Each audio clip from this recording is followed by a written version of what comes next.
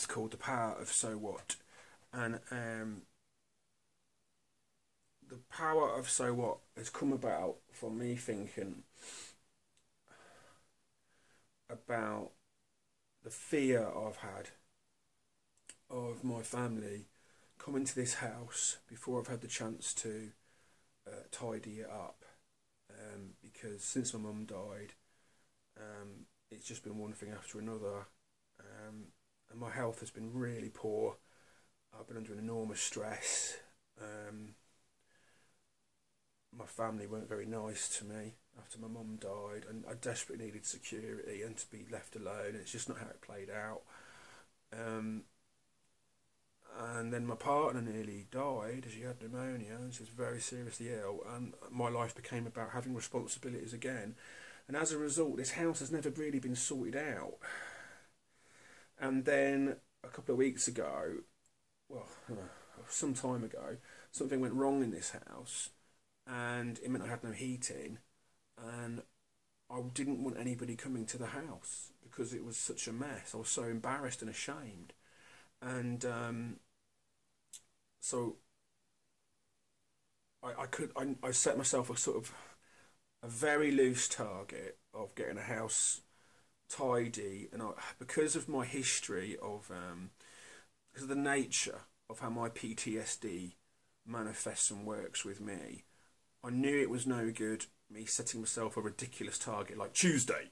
You know, I had to sort of go, right, this is what you're going to do.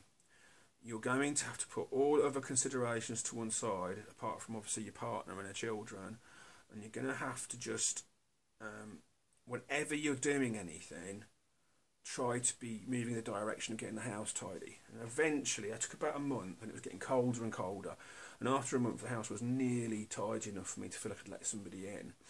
And so I booked the appointment, and the last day or two I had before the guy came, I just did a bit more tidying up. So I was so ashamed, I was so embarrassed, because when my mum was alive, I couldn't keep on top of housework properly. And I had a cleaner coming in a couple of times a week to sort of help at least keep the kitchen sorted out, but I just couldn't keep the place up to standard. And then it's just been one thing after another, and my health has been so poor. And the problem is with my PTSD, I've realised it's very important I don't talk about the PTSD as a fact. What I must do is talk about my PTSD only as it affects me, and I can present it as, you may get something out of this. You may find yourself that you know, that you relate to this. But my PTSD is going to be, the only PTSD I know is the one I've got, and how for the most part it concurs with other people's description of PTSD. But I've got to tell you, my PTSD has got some very specific characteristics. The illness that I get, the fatigue that I get, and the sense of oppression and tyranny I live under, emotionally and psychologically, all comes from a sense of duty. A sense of duty that almost feels like it can never be sated. There's a sense of obligation on me all the time. And if you could look at how I ended up looking after my mother, you can see how that's the perfect solution, the perfect, you know, test case for that. Because, you know, a very ill person, you know, nearer the end of their life, the demands are increasing and becoming very challenging. You know, things like your life will slowly stop being about you, when, you know, compared to the start of care and how it'll be at the end, until by the end of it, if you're not going to give up and have the person put in a home, and in my case there were reasons why I didn't want to do that. I didn't think she was, the level of care she needed was so high, and I'd learned so much by that point, it actually wasn't the right thing to do. Maybe if she'd had Alzheimer's, I would have seen that as the right thing to do, because, and even then I think I would have been extremely conflicted, but because she knew what was going on and who I was and where she was, everything, and it took so much to keep her comfortable and well, I just couldn't see somebody else picking that up and doing it learning it. That might have been a mistake on my part, but you know what? I had to make the judgment, and so that duty, that obligation, that fits in beautifully with my PTSD. The feeling that I always should be somewhere else, fixing a hole in the boat or making sure all those plates are spinning. I don't know how that fires with anybody else, but that's that's me. And what you don't realise is it's utterly exhausting. It's now I'm getting some rest. Now I've had some respite from it, and I've been spending a lot of time resting and reflecting. I'm shocked at how I used to feel and think. I'm shocked.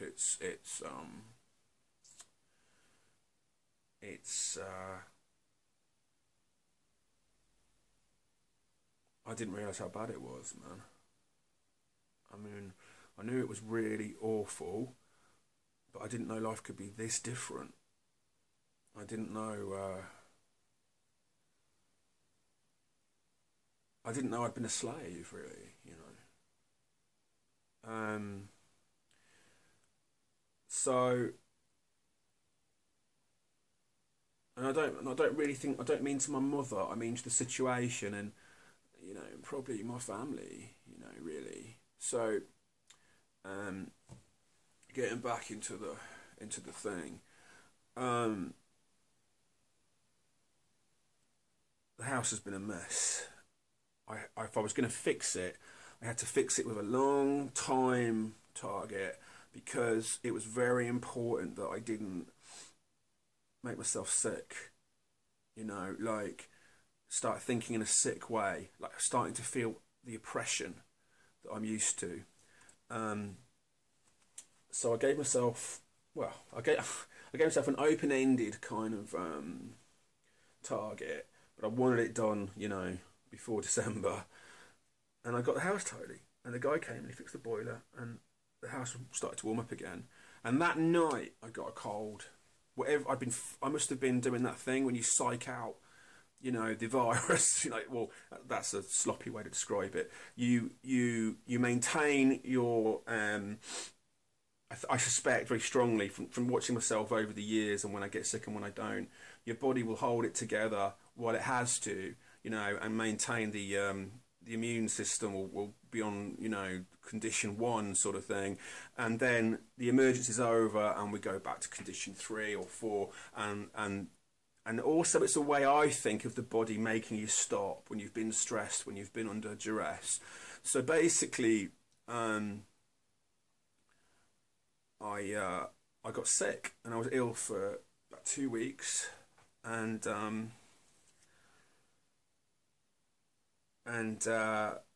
in that time, all the hard work I did just started to topple again. I mean, I had this place. It wasn't immaculate, but it was the best it had been since my mother had died. And I got a real sense of pride walking around, seeing all these carpets without a speck of dust on them, I just thought, wow, this place is, it's clean. and I seem to be naturally untidy, and I vowed to myself, I'm going to keep it like this. But then I had this cold, and I got really poorly. And the first room to go down was my bedroom, and that went from being an ordered environment to a disordered environment, and it just kind of crept out, until I'm back where I started. I mean, the good news is it's just a kind of surface layer of rubbish, rather than was before. I could have been cleaning up years of neglect, in some areas. So it probably won't take as much effort to roll it back. But fleetingly, I was proud of the place, Just so you understand, when my mum was alive, what happened was I kept the zones that were being used by the nurses and the carers and the even the cleaners. I kept them under control. So there was like a corridor of cleanliness that went from the back door through the kitchen, through the hall, into my mum's room. That was all kept the best I could, but everywhere else just sank into neglect, you know. And it was, you know, difficult. And you know, as a lot of you will know, when you've, you know, anybody who's got children, of course, will know, as soon as your energies and your attentions are divided, you seem to use up all of your energy just turning the kitchen around and stuff like that. How domestic this video is today. Anyway, the point I'm making is this. So today, I was in this kitchen, and I walked into the kitchen, and I'm starting to get better, and I've gotta fix this kitchen. And I started tidying up, and a jar fell, and it fell on the floor, and it smashed. Right, and so I went down. I got the dustpan and brush, and I started sweeping it up, and I thought, I'm gonna have to hoover this up to be sure, you know, and all of this. And while I was doing it, I was looking at the floor, and we've got this carpet here, and it's dirty. I haven't had the carpets cleaned for ages, right? I used to sometimes get them done when my mum went to hospital for a few days. I haven't had the carpets done for ages, and this kitchen's got a carpet in it. There's a special kind of kitchen carpet, and I just thought this floor was disgusting. And suddenly I ran a number in my head, and the number I ran in my head was, for the first few years after my mum died, because you please understand, it's been some time has passed. My recovery's been held up because, don't forget, my partner got very sick not long after we started seeing each other, about a few months after we started seeing each other, and that replaced my recovery. That compromised my recovery, you know, as had to do, because that then she had to be supported in when it came to childcare and stuff like that, school runs, stuff like that. She had to go a long time to get better. So really, I'm only now beginning to get my act together, right? So it's been a few years, and I looked at this floor. I thought, it's disgusting. I've spent the first 2 or 3 years after my mum died being really paranoid that my family were going to get in the house, right? There was one occasion when a member of my family had to come in the house to pick clothes for my mother's funeral, and saw the state of the rest of the house. And I was I hadn't got the narcissism thing down yet. I hadn't heard about narcissism yet. But because of all I'd been through, I was in a pretty straight talking kind of place. And when I saw I was being judged, I said to this member of the family, who was the golden child in my family, I said, look, I'm afraid this is what it looks like when you leave somebody to look after a very seriously ill person with no support. Because in all those years, the only occasion I had any help was when I wanted to go away to see my best friend on my 40th birthday, and I basically said, look, I've not asked for anything else, and I put care calls in. I covered almost all of it, but there were 2 calls I couldn't cover, and I said to my this golden child member of the family, I said, could you just do this 2 calls on the Saturday and the Sunday, because I'm going to be away from Friday till Monday. And Friday's covered, Monday's covered, but Saturday and Sunday I've got 2 calls I can't cover. And on that occasion, what my golden child, what the member of the family did was they came in. Yes, my sister. Somehow the gender seems important, but made a big thing about doing loads of tidying, and that was it. And you know, I looked after my mother for 7 years, and that was the only time anything really happened. And I didn't ask that person to do that. I just wanted her to come in and make sure my mum was fed and had a bit of company. 20 minutes, you know, would have been fine. You know, maybe an hour would be nice, you know, but she turned it into something else. That's the nearest support I've had. I mean, I would have liked to have thought, in a normal family, where there was some kind of normal levels of communication and people asking how you were and how you were coping, and don't forget, it's a 24/7 job.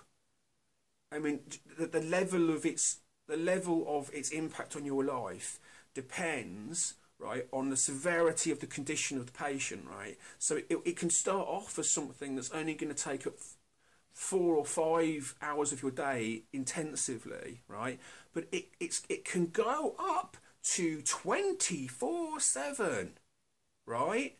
Now you're thinking, how can that be? How can anybody look after someone 24/7? You've got to sleep or you die. Yeah, but you know what? That sleep might be between 5:30 in the morning and 11.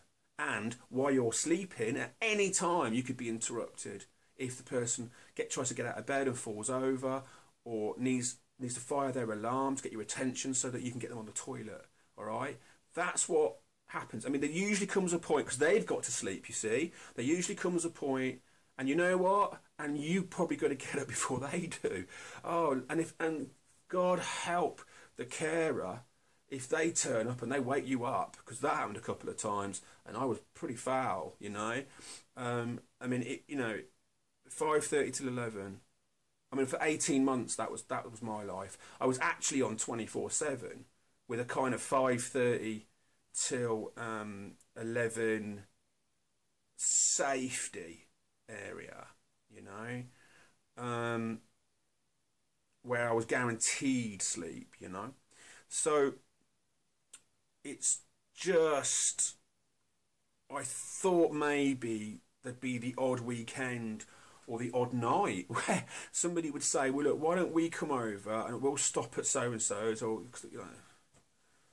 mean, I've got friends, there's other family members here, there's my father, you know, who my golden sister was close to, right, golden child sister, right, and they could have said, look, why don't you we'll come and sit with mum for a couple of hours, why don't you go to the cinema or something like that, you know.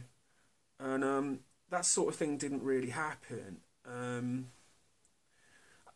You know, that's a funny one, actually. Now I'm thinking about it, I did get out to the pub and stuff like that, like once every sort of 2 weeks or every week if I was lucky, depending on my mate's work schedule, his rotation. So I was able to leave her on her own. I must be thinking it would have been nice if I could have got away for a break, but that somebody would have had to have slept here. You know what I mean? I think it was the nights that were tricky. It also means there must have been times I went to the pub and came back knowing full well I was going to be working until 5:30 in the morning. It's hard to remember now, but I must have. Because going to the pub with my mate, that was the only thing I had going for me. That was the only escape. That was the only escape. And I had my phone with me, so that if my mum fired her alarm or anything like that, it would come through on my phone. The pub was nearby, and I could just pop. But I'd pop back anyway. I used to pop back anyway. You know, my mate would go out for a cigarette, and that was my cue to come here, check on my mum, make her a quick cup of coffee, dash back to the pub. You know, in some ways, it was hard. It was a very hard time, but I do have some fond memories of.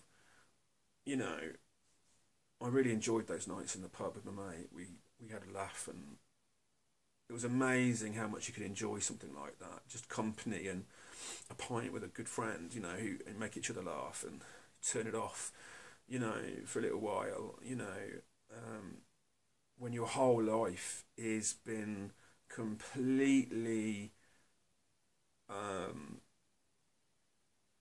taken over, apart from these few short hours, by someone who really needs you, you know, and you're on your own with it, and your family, like I'm saying, they're completely adverse to getting involved. They're completely. It's like an anti-magnetic. You know, it's a magnetic repulsion. They're just not there. I mean, you find out that they're not going to do anything. I mean, even my mum's seeing her grandchildren. You know, the way they get out of it is so interesting. You suggest it, and they take it on board. You know, it could be a text or something. You've texted them, they're not keeping in touch with you. And you have to you have to choose very carefully the time when you decide to approach them.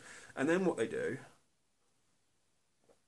is you get a text. Now don't forget, you're up till 5:30 in the morning, right? You know, you've gone up to bed at 11, but you tried to you know, you can't sleep because your body, you're wired. You know you're going to be interrupted till 5:30. And then the you get a text on Monday morning, right, saying, would it be all right to come and see Mum in a couple of hours, right?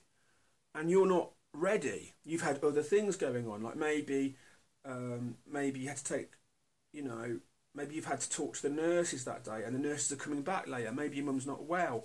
Most of all, and we're going back to the main thread here, the house is a real mess. If I'd known they were coming, I'd have sorted all that. Man, my whole life was taken over by this situation. They couldn't give me 24 hours notice. And to be quite frank with you, I would have needed 2 weeks notice, really. Because with 2 weeks notice, I could be ready, I could be prepared. The grandchildren are coming here. I don't want...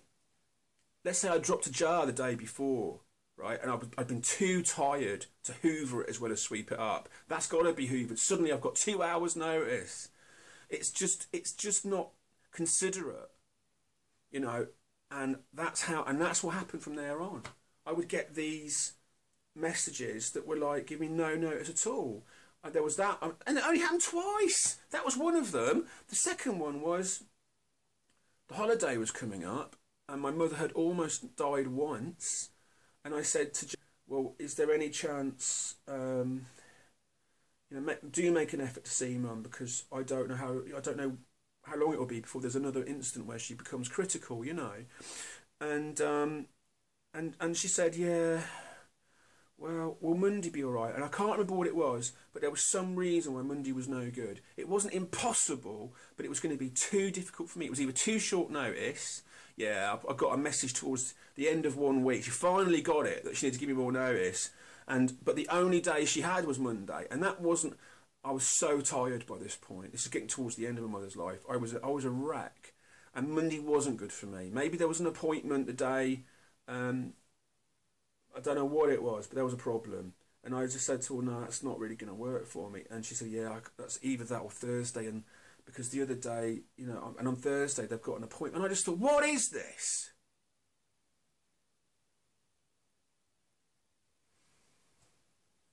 I know from doing childcare with my partner, I know how hard it is when it comes to managing all the kids and everything, right?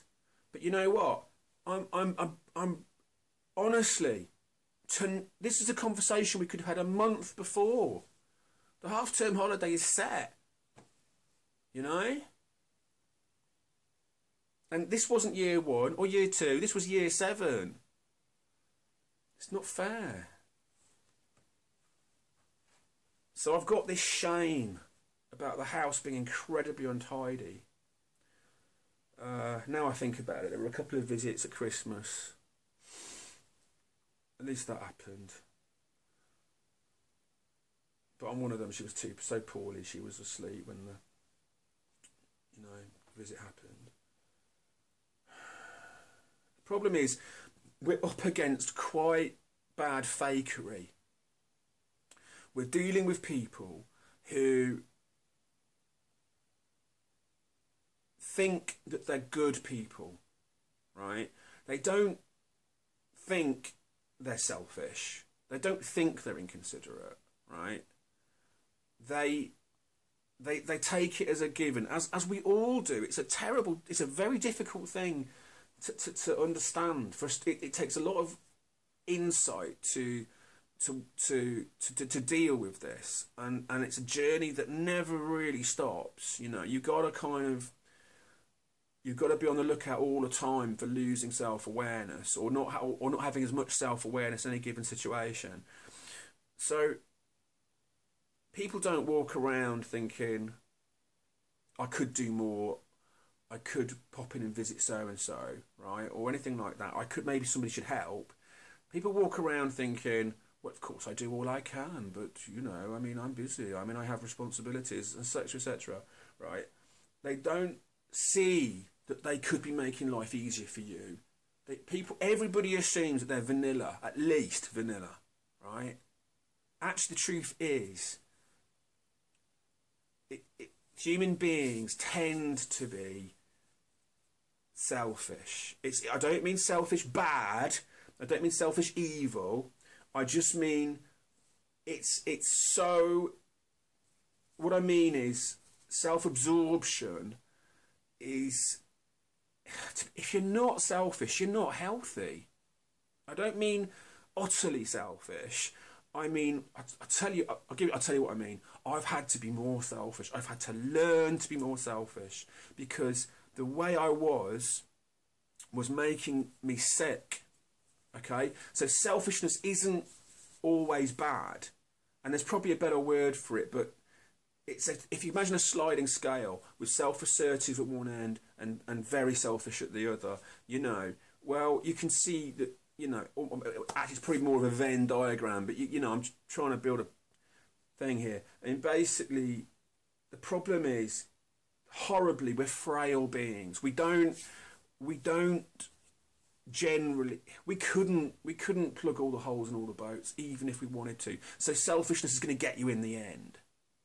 You know, you're not going to get it. Well, we're not gods, and that's where the ego and the foolishness and the fakery and all of that comes into play, because this accepting of one's own frailty is very important, and I think it's quite an important issue that we need to start to talk about in the community, because it's painful to go here now. I don't want to derail, but it's not.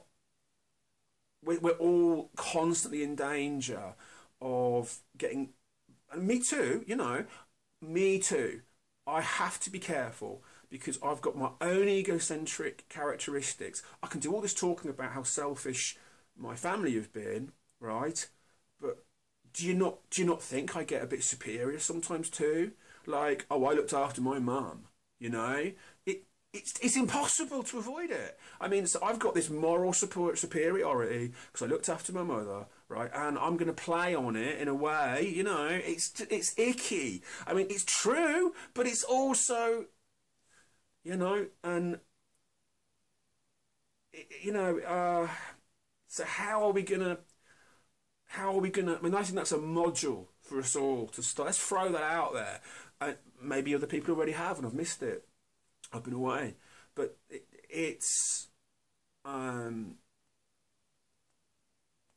yeah, it's no good us becoming like our abusers and not having self-awareness and insight.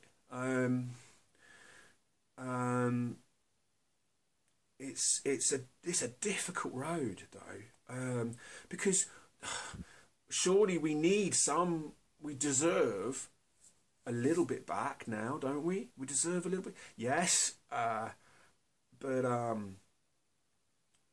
it can't dominate. It can't get out of hand.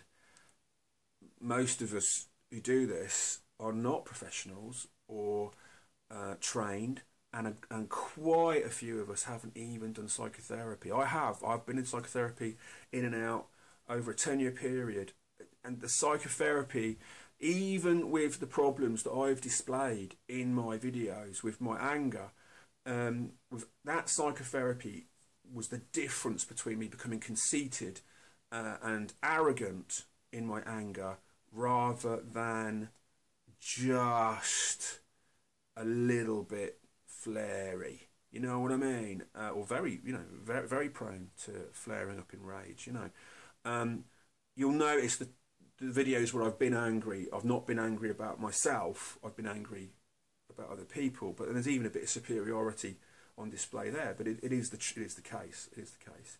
I don't think I've ever made a video when I was angry about myself, angry for where I was defending myself. But you know, I can be very righteously indignant, and that is a egocentric flaw. You know, it doesn't mean I'm not correct either to be angry. It's not as simple as that. But it's interesting that I manifest my displeasure in hectoring and finger wagging. That's a very interesting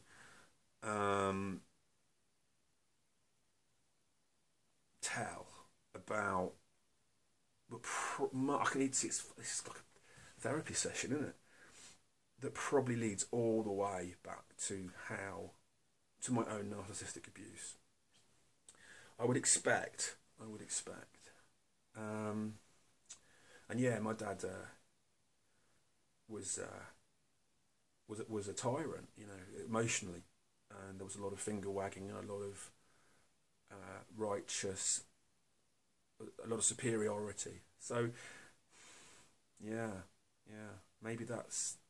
Thank you, everybody, for thank you for helping me work through that. You've been a yeah. Okay, I'm gonna really think about that. Yeah, and maybe it's worth saying at this point. I was thinking about how long I've been away from the community. I'm going to get back to the main point in a minute, and the kind of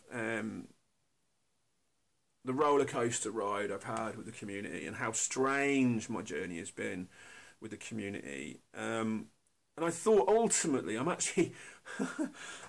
really grateful to the community, because what the community's done, I don't know how or why it works, but it's given me a forum and a responsibility I've been shirking, I admit, recently, but it's given me a form to work through myself. And I really want to acknowledge again Escape from Narcissism work, because with her example of, she's so capable of eviscerating herself, I hope that's the right use of that word, of looking into herself, of putting herself under a very bright light, and being fearless in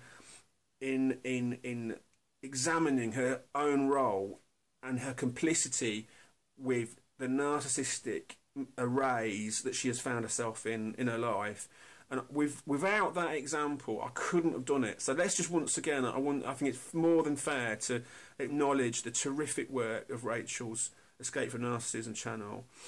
And I really would like, I know she's going through a tough time at the moment, so I really would like, personally, and I hope a lot of you agree with me, I really want to once again acknowledge the power of that work, because it gave me, she set a standard, she set a high watermark, which I hold myself to when it comes to self-examination. And I know it's not a particularly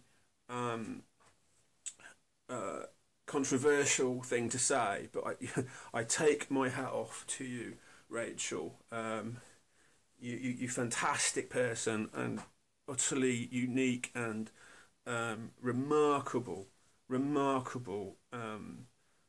shining light of this community. And absolutely, I think, you know, if you I always layer the community. We've got the professionals up here, but then we've got the kind of the really good non-professionals, and I think there's three absolute stars of that, of which Escape from Narcissism is one of those three. And then there's another layer, which is, they're as good, it's just there's something about those three for me. I'm not going to tell you them all, because I don't want to do the favouritism thing, and I certainly don't want to offend anybody.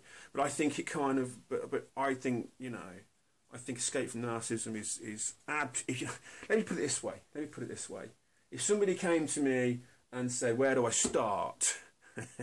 I would have my top, I would be suggesting one or two of the professionals, maybe three, and I'd be suggesting one or two, or all three. I would suggest all three. How about that? All three of that super group. I think I've really gone off the subject. I do apologise. So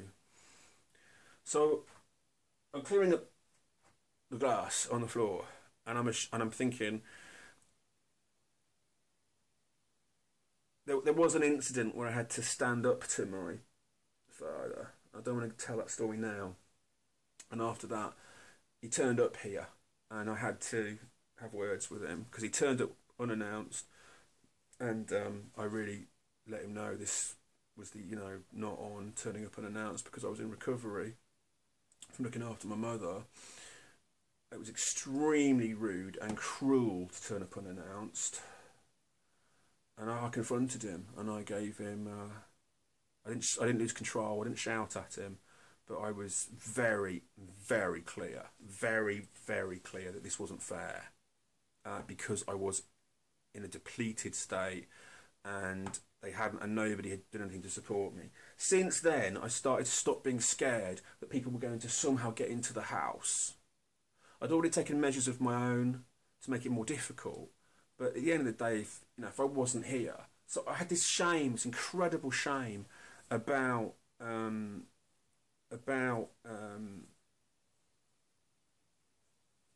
the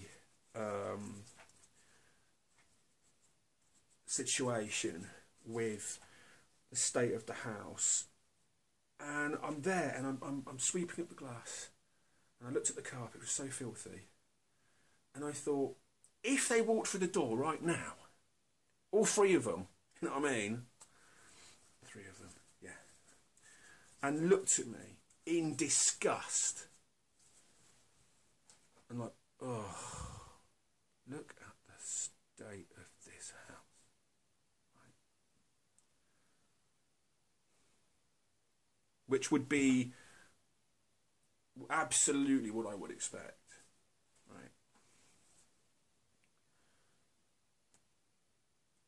It would be an interesting attempt by those people, the narcissists in my remaining family, the ones that aren't, obviously I'm not counting myself in there, or my mother who's died, the immediate family. It'd be an immediate attempt to subvert the situation. The situation they're going to subvert is the one where I've done the looking after my mum, I've done the time, I've done the... I've done the prison sentence for the rest of them. I've done the time in the can, and there's a whole other video to be made here. Let's not forget, they know that. They know that, right?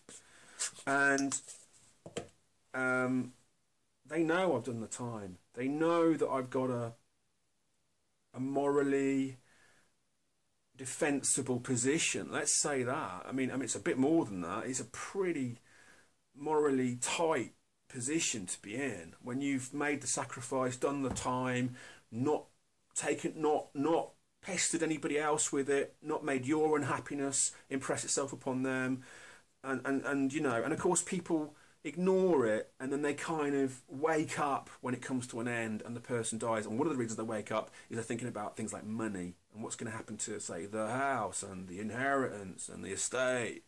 So they start waking up then.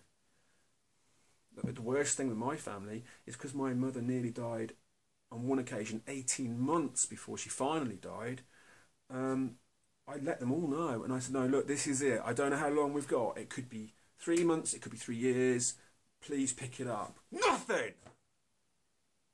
There's the finger wagging. there's the righteous fury. I might have just found out a really good way to heal myself with that. If I'm going to hit myself with that stick every time I get angry, if I confess to the community, there I am doing it again, maybe I'll get, so I'm kind of, I don't want to say embarrassed, but maybe I'll get so I don't want to confess. I don't want to apologise for being angry, so maybe I'll get into a habit. That's a good idea. Let's do that. Thank you again. And I'm not against expressions of anger, but what I've got to understand is not everybody that's listening to this has got the same story or the same feelings or necessarily and some people might have had abusive relationships in their past where somebody was very angry at them, and watching my video might suddenly go from them listening to what I'm saying and being sympathetic to what I'm saying to them feeling that I'm reenacting anger. You're watching this, you're effectively on the receiving end of it. And I tried to explain this to one video maker who wasn't happy with me before, that I did realise after they made a video about a video I made, I did realise that that was something that I should work on. Whether that person understood or not, I hope so. I don't know, but I got something out of the criticism, even though I didn't like it. And I need to watch that, because you're kind enough to give me your time, and there is a responsibility. I am beholden to you. I am in service to you. Everybody that makes these videos, that's how I see it. It's my opinion. We are in service to the viewers. It's about you. It's not about us. Even though the content is about us, even though why? Because of the valuable resource of your time that you're giving, that you're choosing to spend with us, as we, for sometimes partially egocentric reasons, partly therapeutic reasons, partly a genuine belief that other people will benefit from hearing our take on this extraordinary phenomena called narcissism and sociopathic narcissism. But that's how it is. I am in service to you. If you like, I'm working for you, while you're paying the revenue of your time. So basically, I need to clean up my act a little bit there. But of course, at the same time, I've got to be real with you. So let's see if I can, let's see if between us we can't rein in the temper tantrums. But basically, I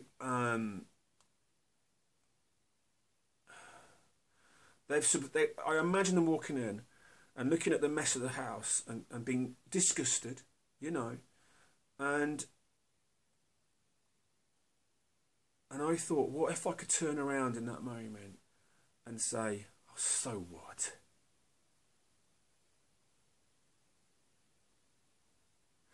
And my brain just exploded with thoughts. My brain just went like,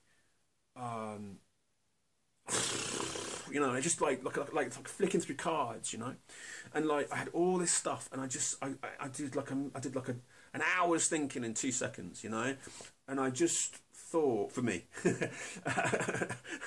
an hour of my thinking in 2 seconds, not yours, and I kind of thought, I just got this kind of cascade of images and ideas, and I thought,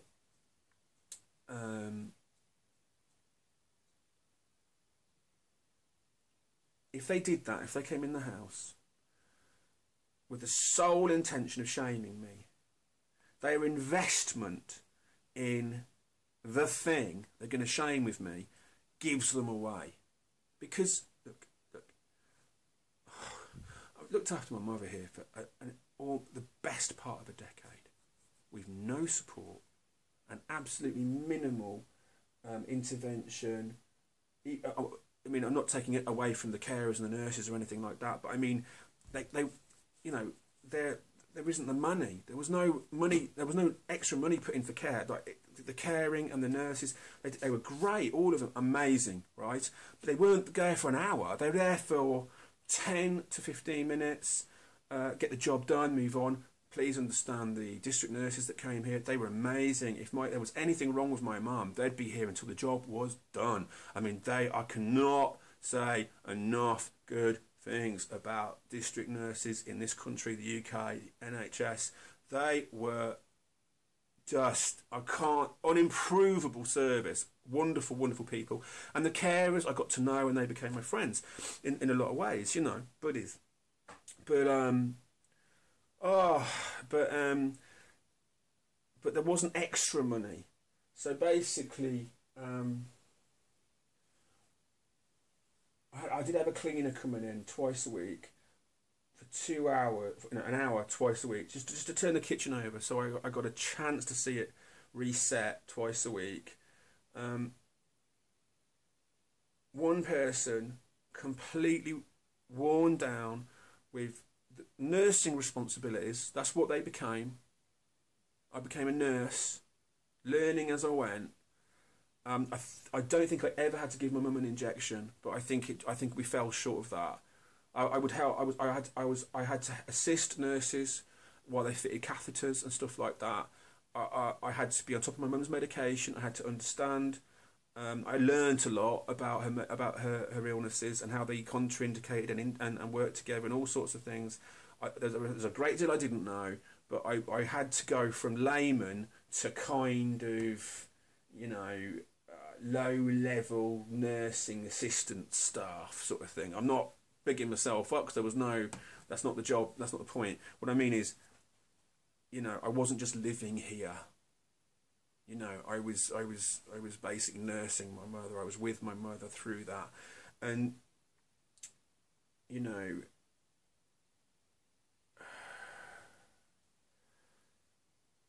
the subversion, the desire to subvert it, is going to be focused on something like, well, you failed here. This is a disgrace. The house is a disgrace. That would be the subversion. And I thought, if I was able to go so what on it, and go, so what? If I had the power to do that, I could free myself from the narcissistic attack. The power of going, so what? Because I guarantee, and I know it's been a long video, it's going to be, it's 3/4 of an hour already. It's taken me a long time to get all this out, and you know, if I could get under the power of so what, and not care about the state of the house, not care that, you know,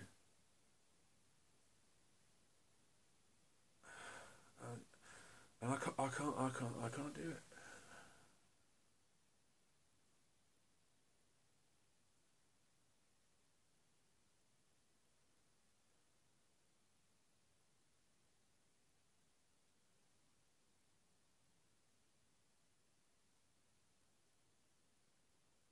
I'm not strong enough.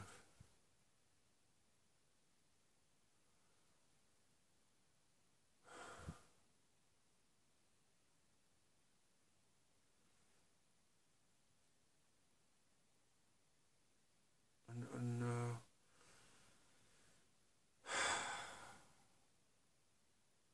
only thing that I thought that informed me was, there's a way to do it, because they tell that they're being foolish and you know, disingenuous.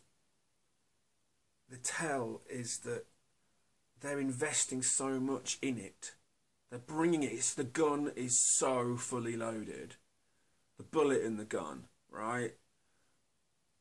That they're making so much of it. That's what gives away that there's a so what to be had. To dismiss their shit, like they're trying to subvert the situation so they can dismiss you. And that's as far as I got. And I didn't think this video was going to be the way it's been. I thought I was going to spend half an hour talking about what I talked about for the last 2 minutes. That's not how it worked out. But I guess that means either there's going to have to be another video really soon, or one of you is going to make a better video than this, which is great. We'll do that. Make a video about so what. You don't have to say it's in response to mine. Just say, so what? I agree, or so what? My version, or he's right. So what? Or just, God, call it what you want. What am I doing? Yeah, that's good. That'd be good. Tell me, show me, work it out for me. But it's a stepping stone. It's a